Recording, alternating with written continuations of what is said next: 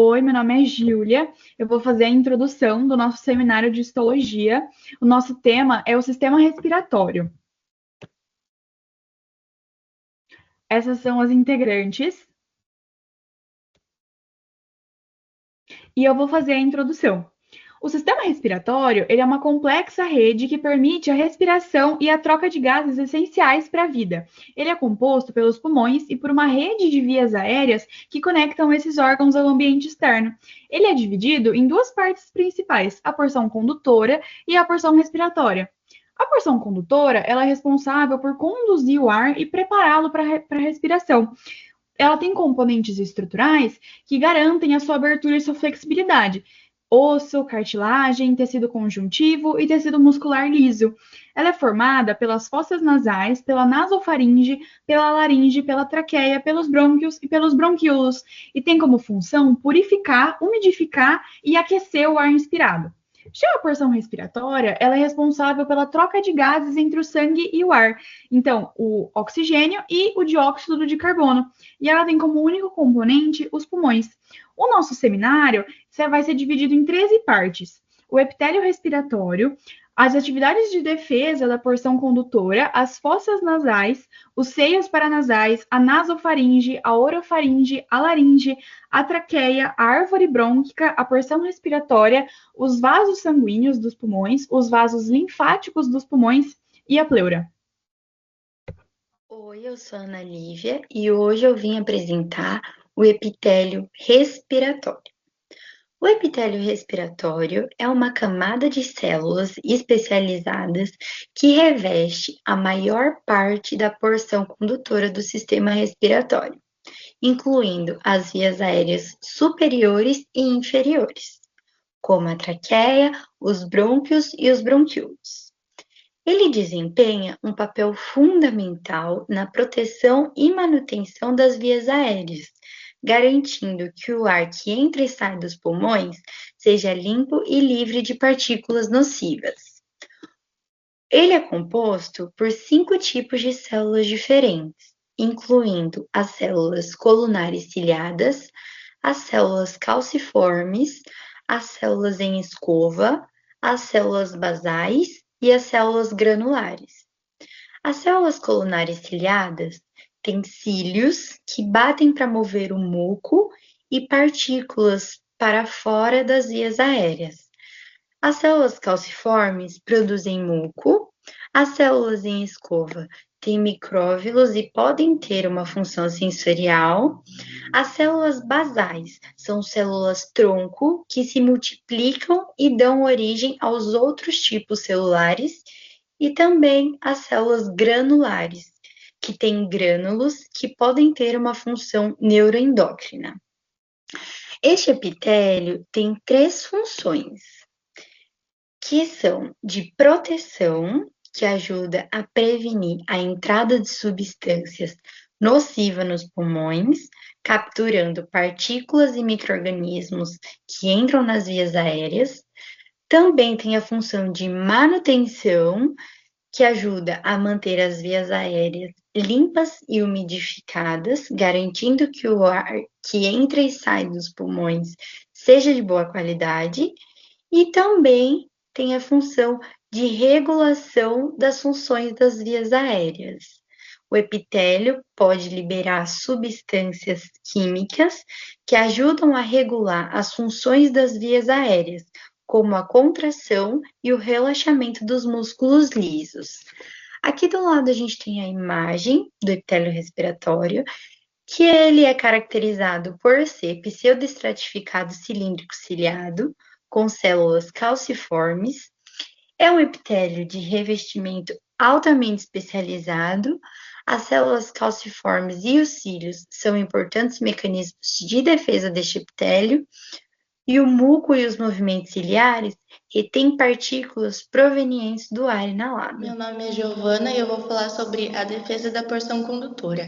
O sistema respiratório está sempre em contato com o ar do ambiente, então ele precisa de defesas para impedir que micro-organismos impurezas cheguem aos pulmões. A maior parte dessas defesas está na porção condutora, que são os tubos por onde o ar passa antes de chegar aos alvéolos. A principal defesa é o muco, que é produzido pelas células caliciformes e por glândulas que estão na parede desses tubos.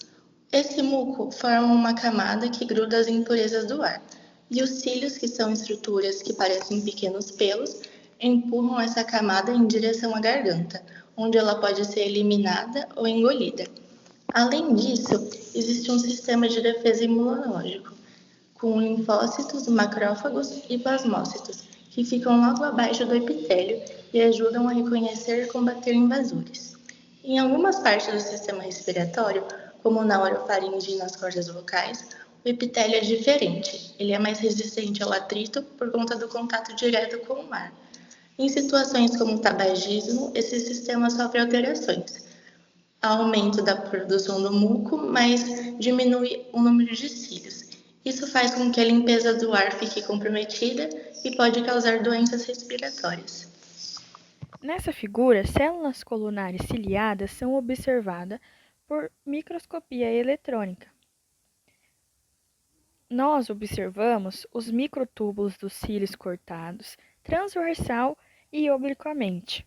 Dessa maneira, na região apical das células, há corpúsculos basais dos cílios, enquanto próximo aos corpúsculos basais há muitas mitocôndrias.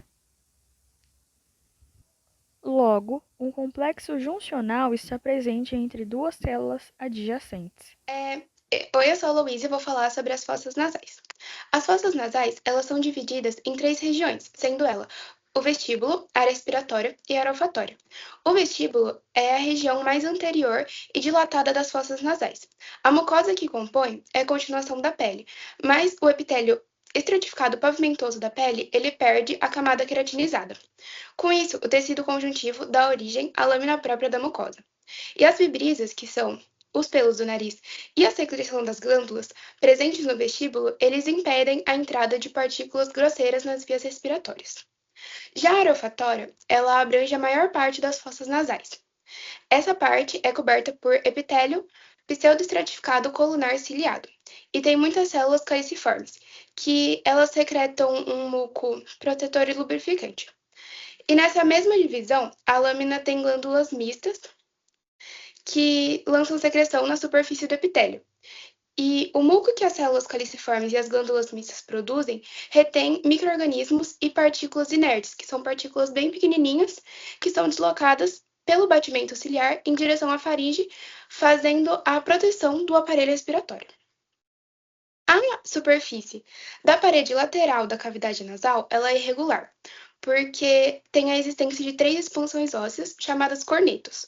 Os cornetos inferiores e médios, eles têm abundância em plexo venoso, porque quando o ar passa, ele é aquecido, filtrado e umedecido. Então, ele dá ao plexo venoso essa importante função. A área olfatória, ela é encontrada na parte superior das fossas nasais, e ela é responsável, basicamente, pela sensibilidade olfatória da região, que é encontrado o epitélio olfatório, que contém quimiorreceptores da olfação. É um neuroepitélio colunar pseudoestratificado formado por 3 tipos celulares. As células de sustentação, que são as células prismáticas, aquelas que são largas no ápice e mais estreitas na base, e apresentam na superfície os microvílulos, que se deslocam para dentro da camada de muco que revestem o epitélio. E as células basais, que são pequenininhas e arredondadas, e elas se situam na região basal do epitélio. Entre as células olfatórias e as de sustentação, são as células-tronco do epitélio olfatório. As células olfatórias são neurônios bipolares que se diferenciam das células de sustentação, porque os núcleos estão em posição mais inferior. E a extremidade tem dilatações elevadas, onde partem mais ou menos de 6 a 8 cílios sem mobilidade. Eles são apenas quimiorreceptores, que são meio que ativados pelas substâncias odoríferas. E a existência de cílios, ela amplia muito a superfície receptora, porque os axônios que nascem nas porções basais do neurônio sensorial, eles se reúnem em pequenos feixes, que vão para o sistema nervoso central. Na lâmina própria da mucosa, além de muitos vasos e nervos, tem glândulas ramificadas, que são alveolares e também serosas. E o dueto dessas glândulas leva a uma secreção para a superfície epitelial, que cria uma corrente líquida e contínua, para facilitar a limpeza desses cílios, dando acesso a novas substâncias odoríferas.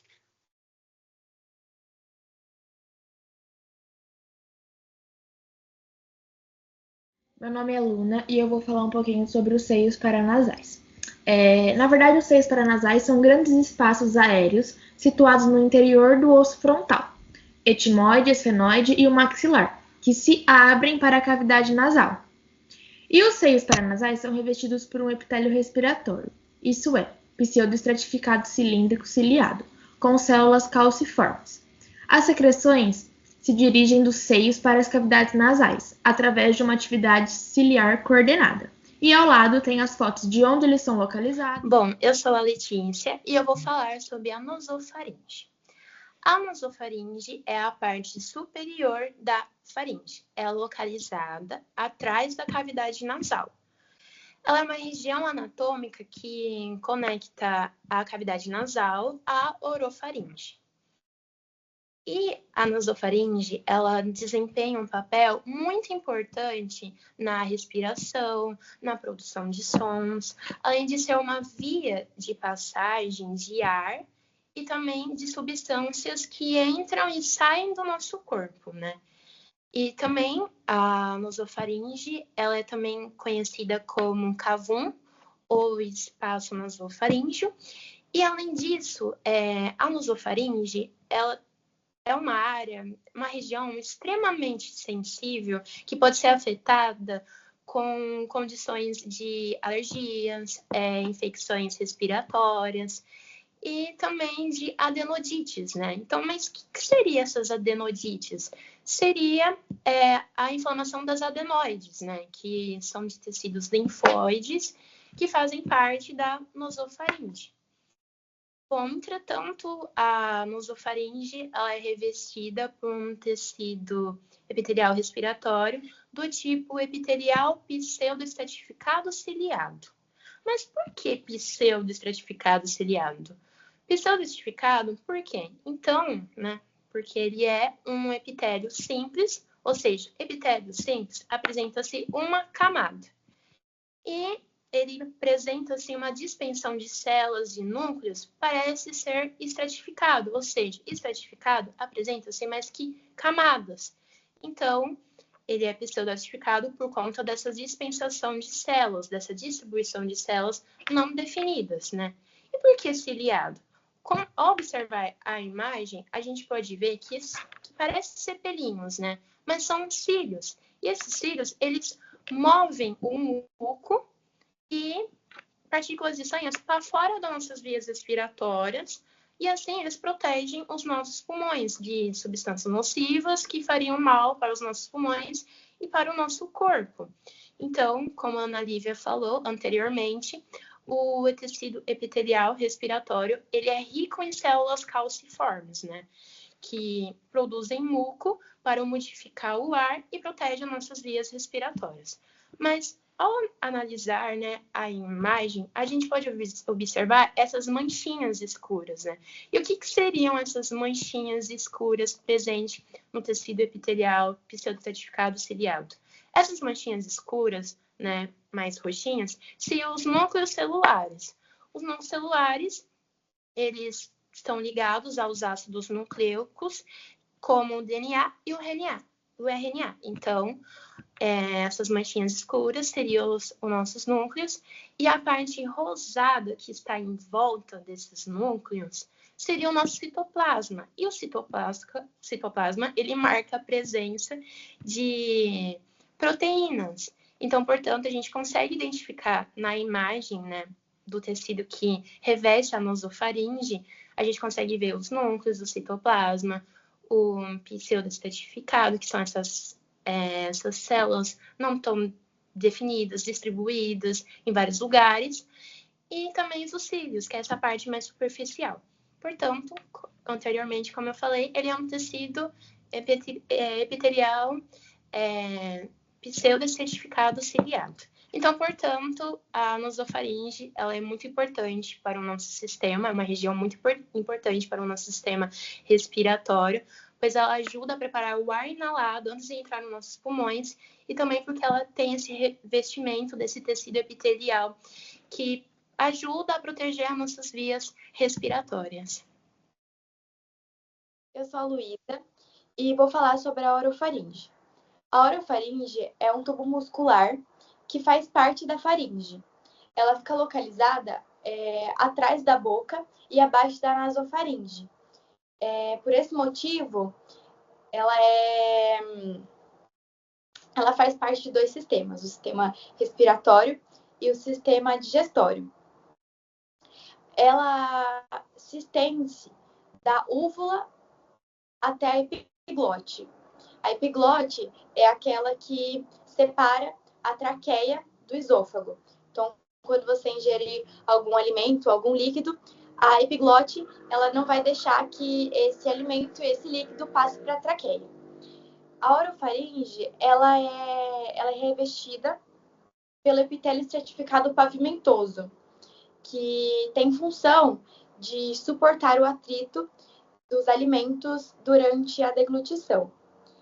E por último, ela possui o tecido linfóide, que a gente tem como exemplo as amígdalas, que são muito importantes para a nossa defesa imunológica contra as infecções. Oi, eu sou a Júlia e eu vou apresentar a parte da laringe. Então, a laringe, ela vai ser um tubo que vai unir a faringe à traqueia. Ela é constituída por muitos tecidos, tanto mole quanto rígidos. Então, ela vai ter uma grande constituição de cartilagem. Bastante cartilagem vai fazer parte da laringe. Porque a laringe ela é um órgão que precisa estar sempre aberto, por conta da passagem do ar, né? Uma das funções da laringe é participar do sistema respiratório e garantir a passagem do ar. Como a cartilagem ela é rígida, ela vai manter essa laringe sempre aberta, né? A união também das cartilagens da laringe é composta por um tecido conjuntivo fibroelástico, que vai conter muitas fibras que vão deixar ainda mais rígida a parte da laringe para que ela fique mais aberta. Então, na laringe, a gente vai ter as maiores peças cartilaginosas, que são a tireoide e a cricoide, que são as maiores cartilagens, né? Constituídas aí por cartilagem hialina. A laringe, ela vai ter diversas funções. Como dito anteriormente, ela faz parte do sistema respiratório, mas ela também ajuda na proteção desse sistema, né? Além de atuar na respiração. Então, o que ela faz? Quando vai haver a deglutição, a laringe vai se fechar para que o alimento não caia no trato respiratório, e sim para que ele vá para o esôfago. Então, ela se fecha. E a laringe também, ela vai auxiliar na produção de voz, porque ela é constituída por pregas vocais, né? Ou seja, ela tem diversas funções aí e ela é de extrema necessidade para o nosso corpo. Além das pregas vocais, a laringe também tem as pregas vestibulares. As pregas vestibulares, elas são constituídas de glândulas que vão lubrificar o epitélio da laringe, permitindo com que ela atue tanto na função respiratória como na função da fonação. As pregas vocais aí, elas vão fazer essa função, né, da emissão de sons, e para ajudar essas pregas, para auxiliar, a gente vai ter os músculos intrínsecos, que eles vão relaxar e vão contrair, né, controlando aí a posição e o movimento das pregas vocais, permitindo, então, a fonação e também permitindo a respiração. Agora, já no próximo slide, a gente vai falar um pouquinho sobre o tecido de revestimento da laringe. Então, nas pregas vocais, a gente vai ter um revestimento pelo epitélio pavimentoso estratificado, né? Esse epitélio, ele é encontrado em várias regiões do sistema respiratório, principalmente regiões expostas ao fluxo de ar. Então, esse epitélio, ele vai garantir uma proteção a essas áreas, né, que são mais expostas, principalmente uma proteção contra agressões químicas e físicas. Já a maior parte da laringe, incluindo o outro tipo de pregas, as pregas vestibulares, elas vão ser revestidas por um epitélio pseudoestratificado ciliado.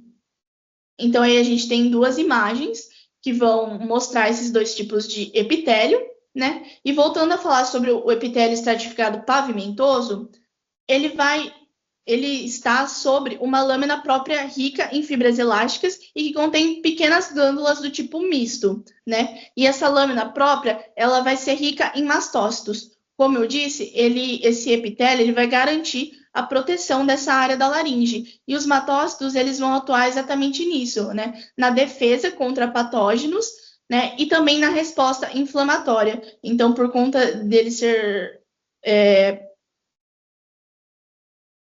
por conta de ele ser apto para proteção, a gente vai ter a quantidade grande de mastócitos. Olá, eu sou a Lia e eu vou falar sobre a traqueia. A traqueia ela é uma importante estrutura do sistema respiratório. A traqueia é um tubo que dá continuidade à laringe e termina se ramificando em dois brônquios extrapulmonares. É onde se leva o ar até os pulmões. Internamente, ela é revestida por epitélio respiratório, especializado em proteger as vias aéreas. Abaixo desse epitélio, temos a lâmina da mucosa. Ela é formada por tecido conjuntivo frouxo e ela é rica em fibras elásticas. Aí nessa região também, a gente pode encontrar as glândulas seromucosas, que são ductos que se abrem diretamente ao lumen da traqueia. Essas glândulas, junto com as células calciformes do epitélio, produzem uma secreção viscosa, que cobre toda a região interna, superfície interna da traqueia. Essa camada de muco tem a função de capturar partículas de poeira e micro-organismos que entram pelo ar respirado. Aí os sinos batem continuamente, empurrando esse muco em direção à faringe, onde ela pode ser engolida ou pode ser eliminado. É um mecanismo essencial de defesa do próprio organismo. A estrutura da traqueia é reforçada por cartilagens hialina, que geralmente são entre 16 a 20, que são formadas por formatos de Cs, que essas extremidades abertas dessas cartilagens estão voltadas para a parte posterior da traqueia, onde são unidas a ligamentos fibroelásticos e ao músculo liso. Esses ligamentos evitam que a traqueia se dilate demais, enquanto o músculo liso tem um papel principal na regulação do diâmetro do tubo. Quando os músculos se contraem, o volume da traqueia diminui, o que é importante para o reflexo da tosse. Essa contração aumenta a velocidade do ar respirado, ajudando a eliminar secreções e possíveis corpos estranhos entrando, por exemplo, na glutinação.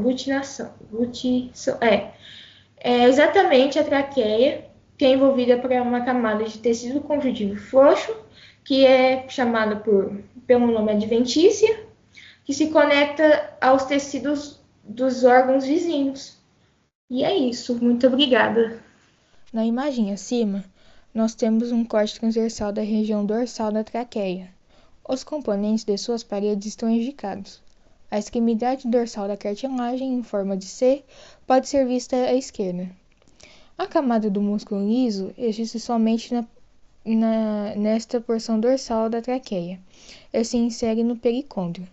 Não é mostrado na figura que o músculo avança até a extremidade oposta da cartilagem C. A adventícia da traqueia se continua com a adventícia do esôfago, cuja musculatura externa pode ser vista na figura. Epitélio pseudoestratificado prismático da traqueia. É constituído por células que têm comprimentos diferentes. Seus núcleos se distribuem em diferentes alturas do epitélio, sem se formar camadas distintas. As células mais curtas são chamadas de células basais, e as várias células que podem ser vistas como a letra B. Esse epitélio, ciliado, as setas acima, e contém glândulas unicelulares, que também são chamadas de calciformes, que são representadas pela letra C. Oi, pessoal, meu nome é Maria Eduarda Vicente e agora eu vou falar um pouco sobre a árvore brônquica, que é uma estrutura essencial para a condução do ar até os pulmões. Bom, então tudo começa na traqueia, que se ramifica em 2 brônquios primários, um para o pulmão direito e outro para o pulmão esquerdo. Esses brônquios, eles entram nos pulmões pelo ilho, acompanhados por artérias, veias e vasos linfáticos. No início, eles são bem parecidos com a traqueia, mas conforme se ramificam, vão se tornando mais simples, com a redução da altura de epitélio e transição para um epitélio simples não ciliado. Em seguida, nós temos a árvore brônquica propriamente dita. Então, os brônquios primários se dividem em brônquios secundários, também chamados de brônquios lombares, 3 à direita e 2 para a esquerda, seguindo o número de lobos de cada pulmão. Depois, eles se ramificam em brônquios terciários, que continuam se dividindo até formar os bronquíolos terminais, e desses, os ductos e os sacos alveolares, onde ocorrem as trocas gasosas. Bom, e é importante destacar que cada lóbulo pulmonar é delimitado por septos conjuntivos e contém vasos sanguíneos e linfáticos conectados aos alvéolos, o que garante a eficiência do sistema respiratório. Essas imagens aqui do lado ajudam a visualizar toda a ramificação da árvore brônquica e mostram como o ar percorre esse caminho até chegar aos alvéolos.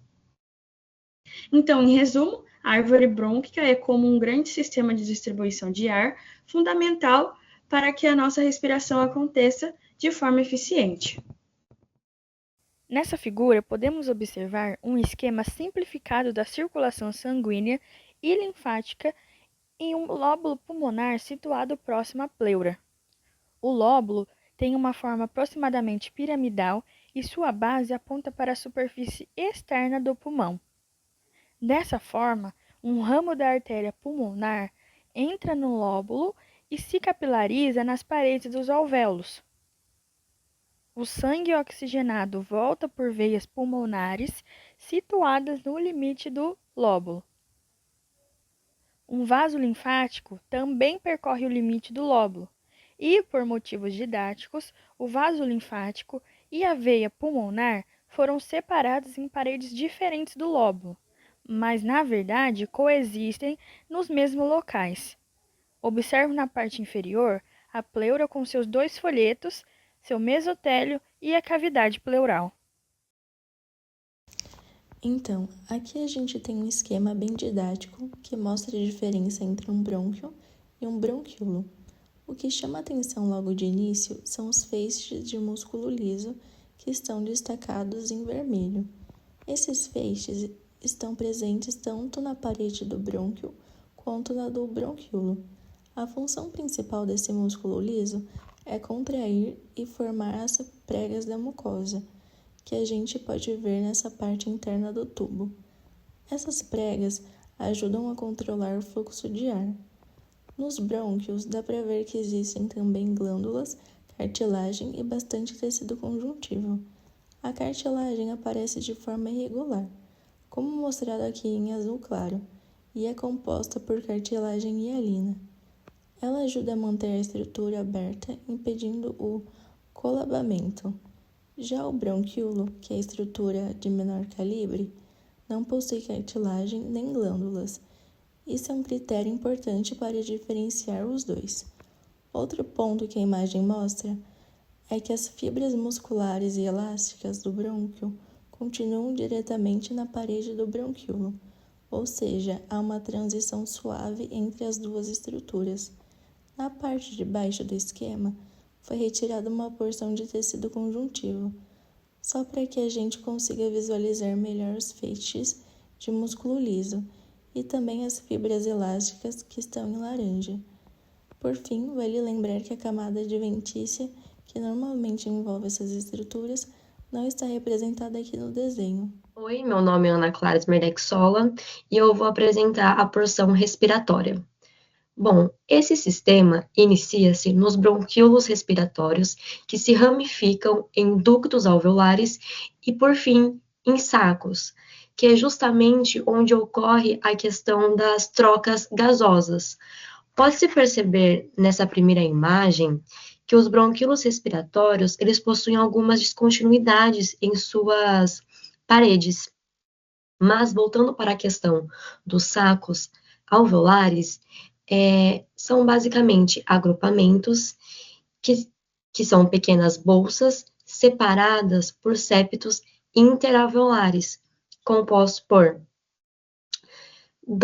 duas camadas de células epiteliais e uma de tecido conjuntivo com capilares sanguíneos. Tendo em vista a questão dos pneumócitos que revestem os alvéolos, são o tipo 1, que no caso são células pavimentosas delgadas, responsáveis justamente por aquela questão que eu falei inicialmente, das trocas gasosas. E o tipo 2, que são células cúbicas que secretam o surfactante pulmonar. Então, para finalizar e também agregar, vale ressaltar a questão dos macrófagos e células dendríticas, que basicamente atuam na defesa imunológica, de modo que os macrófagos, eles fagocitam partículas estranhas nos Nessa imagem, nós alvéolos. temos o septo interalveolar. Nela, é possível observar, entre os pares de pontas de seta, o delgado septo interalveolar, que separa o sangue e o ar contido no lúmen alveolar. Esses septos são constituídos por uma membrana basal central e duas camadas muito finas de citoplasma de pneumócito tipo 1 e de célula epitelial do capilar. Ainda é possível observar um macrófago presente no lúmen alveolar.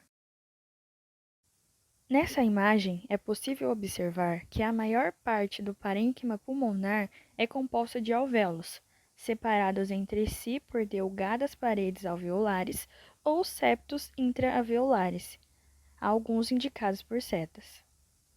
Nela pode-se observar também um saco alveolar. O saco alveolar é um espaço onde se abrem diversos alvéolos. Nessa imagem, nós podemos identificá-los como A. E ainda observando à esquerda, podemos ver um bronquíolo respiratório que se continua com o ducto alveolar. Olá, meu nome é Maria Eduarda e vou falar sobre os vasos sanguíneos dos pulmões. Eles são divididos em duas partes: a circulação funcional, que leva o sangue venoso do coração até os alvéolos, acontece pelas artérias pulmonares. Nos alvéolos, o sangue é oxigenado e o sangue volta ao coração pelas veias pulmonares. Essas veias estão entre os septos dos alvéolos.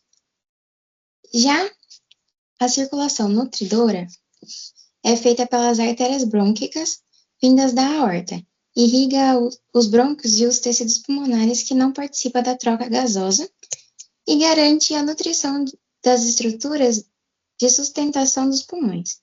A circulação funcional está ligada à troca gasosa e a circulação nutridora mantém o pulmão vivo e funcionando, mas ambas trabalham juntas para garantir a eficiência respiratória. Oi, meu nome é Ludmila e eu vou falar sobre o sistema linfático pulmonar. Bom, ele é dividido em 3 porções. Os vasos linfáticos pulmonares, tendo os profundos e os superficiais, os gânglios pulmonares, os gânglios linfáticos pulmonares, e o canal final de drenagem, que é basicamente onde o sistema acaba e onde acaba tudo isso. Sobre os vasos linfáticos pulmonares, eles têm diversas funções, como a drenagem. Então, eles levam a linfa, eles drenam a linfa e também devolvem água e proteínas que escaparam dos capilares pulmonares. Então, eles levam de volta à circulação. Também fazem a proteção, pois eles removem resíduos, impurezas, células mortas e essas coisas assim que não deviam estar ali, mas por algum motivo estão. Então, eles removem esses resíduos. e a manutenção, pois eles carregam células imunes e levam elas aos gânglios linfáticos, que falarei mais à frente. Então, eles são extremamente importantes. Eles são parecidos com vasos sanguíneos, a morfologia deles, como a fotinha aqui ao lado mostra, eles são bem parecidos, mas eles não possuem hemácias. Eles têm os subpleurais, que drenam a pleura e também a periferia do pulmão, e leva essa linfa para os linfonodos ou gânglios hilares. E os profundos, que acompanham todos os brônquios e os vasos pulmonares, né, os vasos sanguíneos pulmonares, e acompanham eles até também um gânglio linfático. Sobre essa linfa que eu falei agora, ela é um líquido que é chamado de fluido intersticial. Isso quando não está no sistema linfático.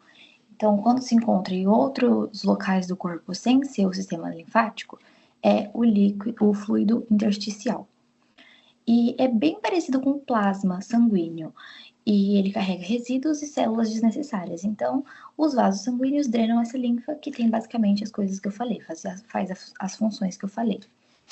Sobre os gânglios linfáticos, eles têm dois mais conhecidos, não mais importantes, mas mais conhecidos. O intrapulmonar, que está dentro do pulmão, como o próprio nome diz, e os hilares, que ficam na região do hilo. Eles são os mais falados e mais conhecidos.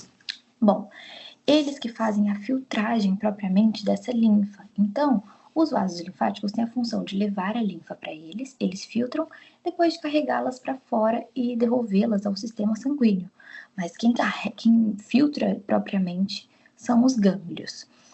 Eles filtram ela na região do seio subcapsular e medular. Então, a linfa entra, passa por esses seios, é filtrada quando as células imunológicas que estão lá presentes destroem impurezas como bactérias e vírus, e depois os vasos linfáticos mais grossinhos pegam essa linfa já filtrada, e devolvem ao sistema sanguíneo, entendeu? Como se fosse o plasma. Ela chega no sistema sanguíneo e vira o plasma, não exatamente assim, mas tipo isso.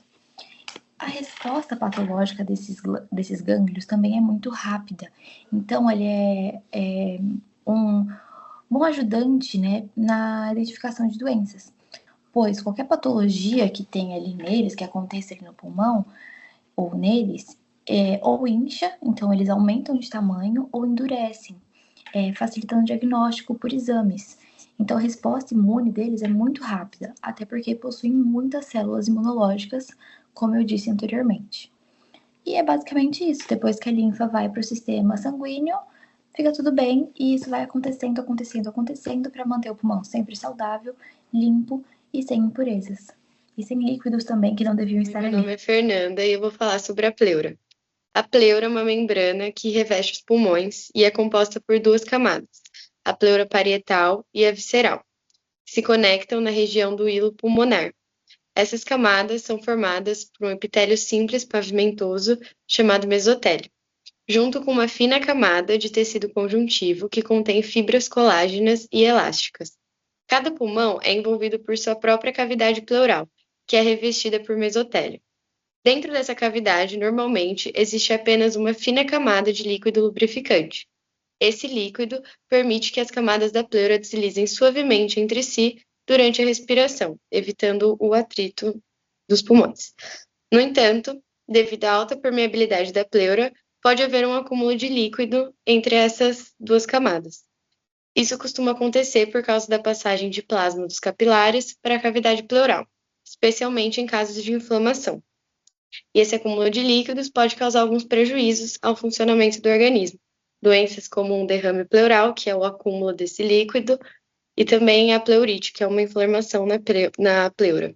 Aqui a gente está vendo uma lâmina corada com hematoxilina e eosina, em pequeno aumento, mostrando um corte transversal da superfície do pulmão. O que dá para observar bem é o folheto visceral da pleura, que está aderindo ao parequima pulmonar. Esse folheto é formado por um tecido conjuntivo, que dá sustentação, e ele é revestido por um mesotélio, que é um epitélio simples pavimentoso, ou seja, formado por uma única camada de células achatadas. O núcleo dessas células mesoteliais estão indicados aqui em setas pretas, bem na parte mais superficial da lâmina. Logo abaixo do mesotélio, a gente vê o tecido conjuntivo da pleura visceral, que se continua com o tecido conjuntivo do pulmão, mostrando que não tem uma divisão abrupta entre as camadas. E no restante da imagem dá para ver os alvéolos pulmonares, os septos interalveolares, que são as paredes finas entre os alvéolos por onde ocorrem as trocas gasosas.